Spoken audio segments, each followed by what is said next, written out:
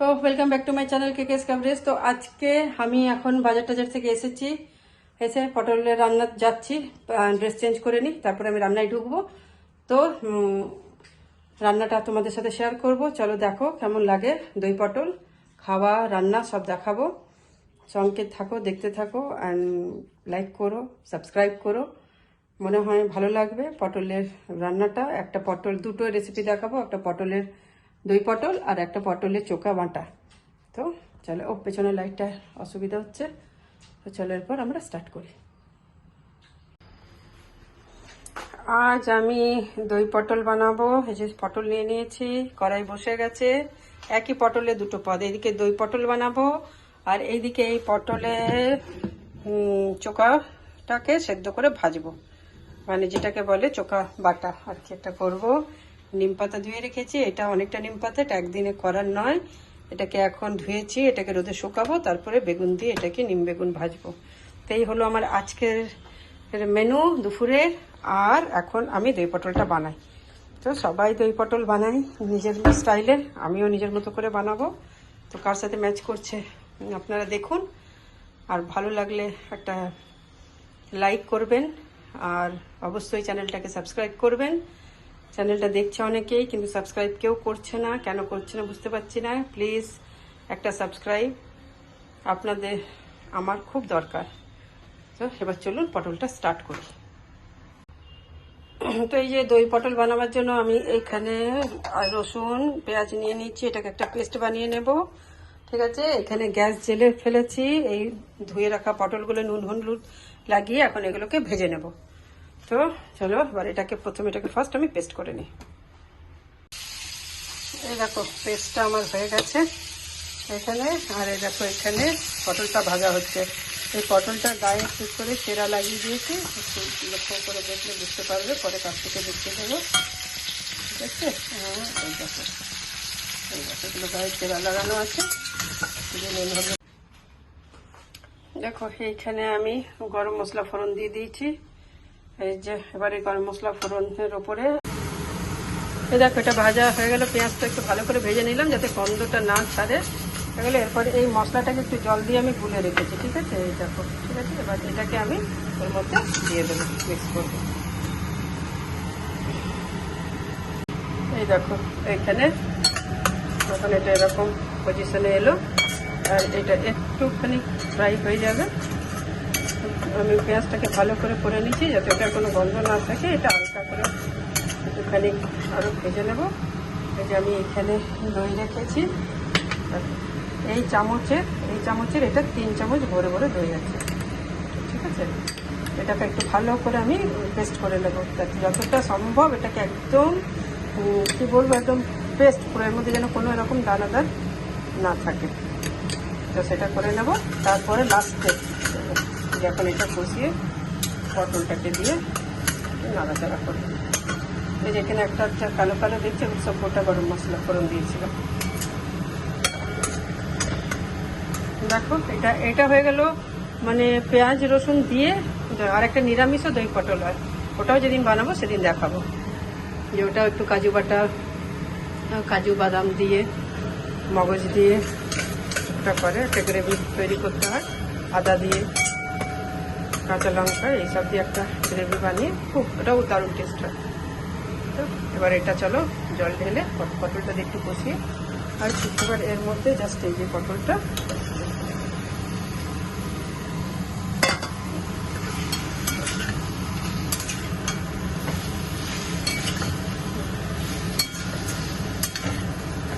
একটু এটাকে ভাজবো আমি।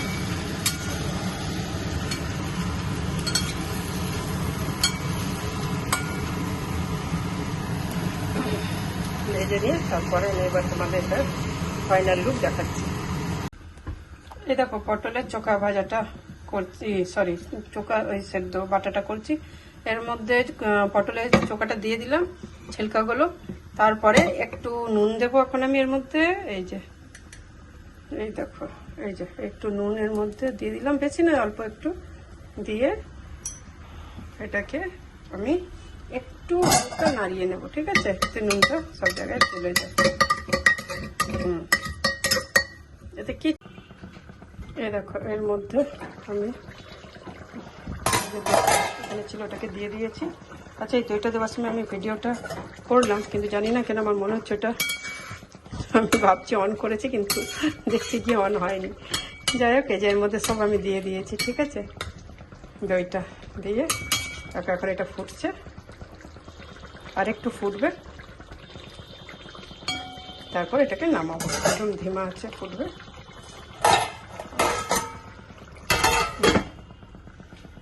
জল পুরো এটার মধ্যে দিয়ে একটু জল দিয়ে ধুয়ে এর মধ্যে আমি দিয়ে দিয়েছি। আর এই দেখো, এটা হলো আমার সেই যে পটলটা বসালাম, এটা হয়ে গেছে। এবার এটার মধ্যে এটাকে মিক্সিতে পিষে নেবো। পেশার সঙ্গেই আমি কাঁচা লঙ্কা রসুন দিয়ে পিসবো এটাকে মিক্সিতে। ঠিক আছে, তারপরে পিসের মধ্যে তোমার কড়াইয়ের মধ্যে একটু কালো জিরে ফোড়ন দিয়ে এটাকে দিয়ে ভালো করে একদম এমন ভাজবো যে এটা তেল তেল একদম মানে হাতে এরকম করে পাকানো যাবে, ব্যাস। তারপরে গরম ভাতে মেখে খাবো। এবার হয়ে গেল আমার। এবার লাস্ট এটা তোমার দেখাচ্ছি, এটা টেক্সচারটা, লুকটা কেমন আসছে, ফাইনাল লুক। এই দেখো, এর মধ্যে রসুন দিয়ে দিলাম, কাঁচা লঙ্কা দিয়ে দিলাম।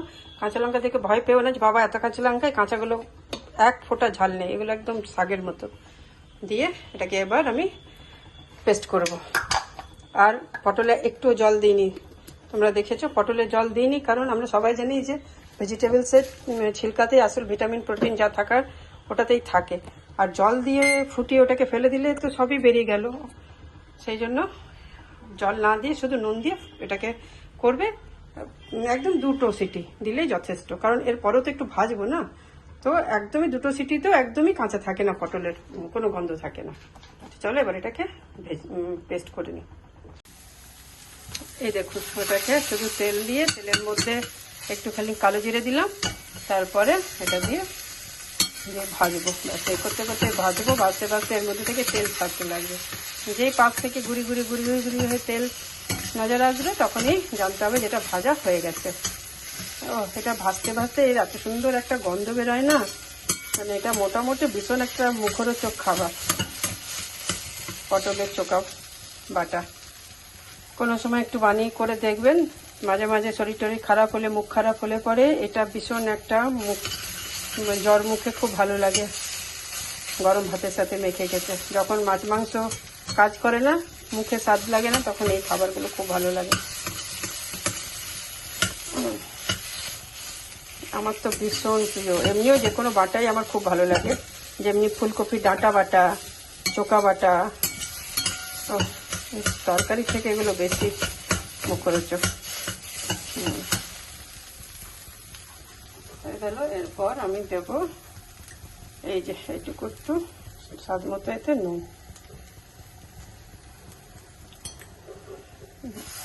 এই নুনটা লাগবে না, কারণ আমি না সেদ্ধর সময় একটু অলরেডি নুন আমি দিয়েছি। তো আমার মনে হচ্ছে এই পাশের নুনটা আমি বাদ দিয়ে ফেলি, এটা বেশি হয়ে যাবে।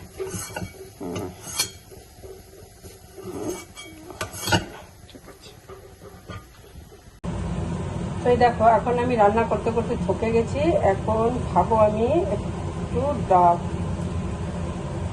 সকালে 2টো, আজকে আমার খুব দেরি হয়ে গেল। আজ হচ্ছে লক্ষ্মীবারের দিন, পুজোটাও সারা হয়নি আজকে। অন্যদিন আমার পুজো সারা হয়ে যায়। আর সকাল থেকে একটু লেথার্জি লাগছে আমার, ওখানে ঠিক হয় না, সবই মনে হচ্ছে হবে, হচ্ছে, করছি, এইভাবে কাটছে সময়টা। তো এখন আমি এটাকে 2টো কফি দিয়ে, আজ আমি 2টো ব্রেড খেয়েছি। অন্যদিন মোটামুটি তাও খাই না, আজ খেয়েছি।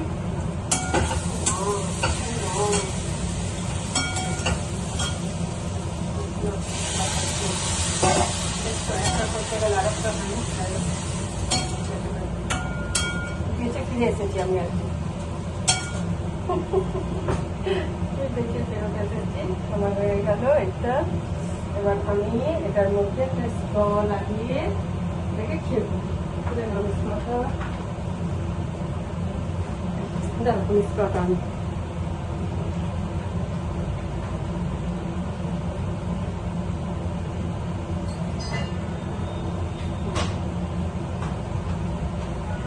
তো চলো, আমি স্ট্র নিয়ে চলে এসেছি। এবার আমি এটা খাবো, শান্তি করে বসে যাচ্ছি, একটু খাই। আজ আমাদের দুপুরের মেনু এই যে করলা ভাজা, এইখানে হয়ে গেল গিয়ে তোমার ওই যে পটলের দই পটল, এই যে এইখানে পটলের চোকা বাটা, আর এটা কালকে সজনে ডাঁটা করা ছিল, আর এইখানে আমার দই। তার কাছে দইটা আমি এই মধু দিয়ে খাই। এখন চলো খাবারটা স্টার্ট করি। দই পটলটা ওকে দেবো এখন। আচ্ছা দই পটলটা তুমি একটু খেয়ে একটু টেস্ট করে বলো তো রিভিউটা যে কেমন হয়েছে। সাইডে এখন করলা ভাজা দিয়ে খাচ্ছে, একটু আগে দিয়ে দিই দই পটলটা। ওইদিকে নাও ভাতটা, ওই সাইডে নাও। এই দেখো খেয়ে নাও একটু গ্রেভিটাও না, তবে তো অমনি করে না, ভাত দিয়ে মেখে খেয়ে বলো গ্রেভিটা।